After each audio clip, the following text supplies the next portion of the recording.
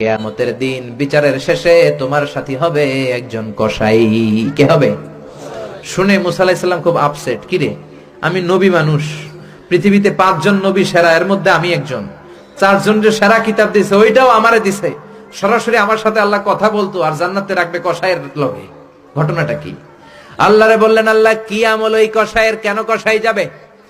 আল্লাহ বললেন, মুসা যাও যাও, নিজের চোখে দেখে নাও কি আমল করেছে ওই কসাই। সাইয়েদনা মুসা কসাইয়ের দোকানে যেয়ে দেখলেন না, স্পেশাল কোনো আমল নাই, খালি গোশত কোপায়। কি কোপায়?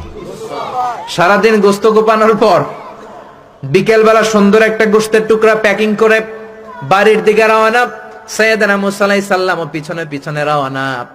বাড়িতে যাওয়ার পরে সাইয়েদনা মুসা আলাইহিস সালাম তার দরে নক করতে শুরু করলো দরজায়। দরজা খোলার পরে ছদ্মবেশে সাইয়েদনা মুসা বলে, আমি একজন মুসাফির, আজকে রাতটা যদি আপনি থাকতে দেন বড্ড ভালো হয়। কসাই বলে, আহলান সাহালান মারহাবান তৈয়বান, আসেন মিয়া, বসেন, এই ঘরে বসেন, পাশের ঘরে আমার একটু কাজ আছে। পাশের ঘরে কসাই ঢুকে মাচা থেকে একটা বৃদ্ধা মহিলাকে নামিয়ে নিজ হাতে গোসল করিয়ে টাওয়াল দিয়ে হাত পা মুছে দিয়ে নিজ হাতে গরুর গোশত রান্না করে নিজ হাতে রুটি বানিয়ে ওই মহিলার মুখের মধ্যে রুটি আর গোশত তুলে দিতে লাগলেন। বৃদ্ধা মহিলা রুটি খেতে খেতে চোখের পানি ছাড়ে আর মুচকি মুচকি হাসে। খাওয়ার পরে মহিলা 2 হাত তুলে আল্লাহর কাছে দোয়া করে।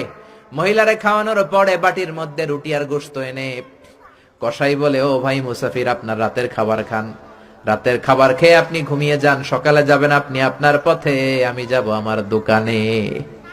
সাইয়েদনা মুসা বলেন, পরে খাবো, আগে বলো বৃদ্ধা মহিলাটাকে।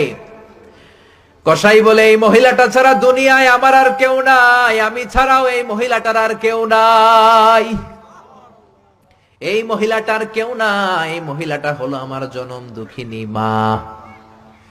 মা ছাড়া আমার পৃথিবীতে আর কেউ নাই, আমি ছাড়াও আমার মায়ের আর কেউ নাই।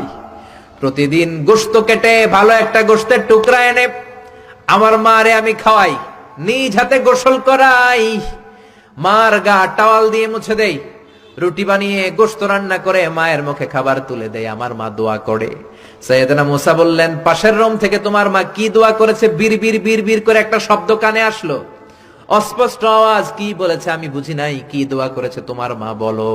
কসাই বলে, গত 20 বছর যাবত আমার মা একটা পাগলা দোয়া করে, আমি জানি কোনোদিন এই দোয়া কবুল হবে না। সাইয়েদনা মুসা বললেন, আরে ভাই বলোই না, কি দোয়া? কসাই বলে, আমার মা আমার উপর খুশি হয়ে প্রতিদিন খাওয়ার পরে হাত তুলে আঁচল পেতে আল্লাহর ডেকে বলে, আল্লাহ আল্লাহুম্মা জাআল ইবনি